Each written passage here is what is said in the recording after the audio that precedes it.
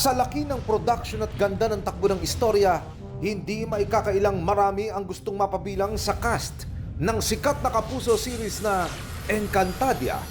At ngayong magkakaroon ito ng reboot na Encantadia Chronicles Sangre.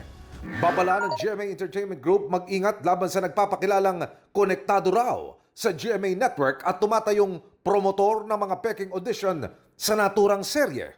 Nanghihingi sila ng parang medyo pa-nude na mga photos ng mga taong gusto mag-artista. Isa raw ang social media account ng TV director na si Enzo Williams na ginamit ng mga scammer para makapanloko. Si Williams ay walang koneksyon sa Sangre. Siya ay direktor ng weekly series na Walang Matigas na Pulis sa Matinik na Misis, dito rin sa GMA. Alam nila na, we're from GMA and very credible yung picture, very credible yung name. Ayon kay Williams, puro teenager ang mga tinatarget ayon sa sumbong.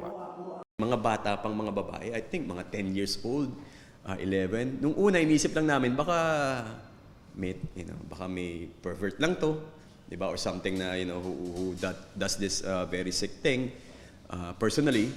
Pero when I spoke with my NBI friends, ang laki pala ng bentahan ng mga gantong klaseng photos. Sa group, I think sa Telegram app, na nagkakabentahan pala. So pinagkakakitaan to.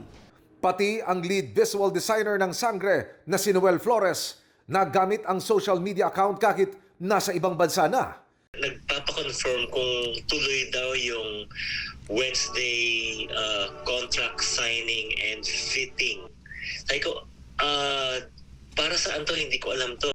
Baka maling tao yung message mo. So nag-screen cap siya ng image ng parang profile picture ng kausap nila through Google Meet tsaka Telegram. Lumalabas talaga. Picture ko yung gamit. Sabi ko, teka muna, hindi ako to. May mga nauna pang mga biktima. Sabi daw magiging artista na siya, pasok na siya sa pagiging sangre na Encantadia. Last requirement daw yung magubad yung bata. Opo.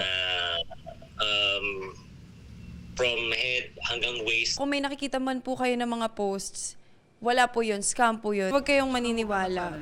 Nakikita ko lang din yung excitement kasi ng mga tao, di ba? Nananabik talaga sila na mapabilang sa Sangre.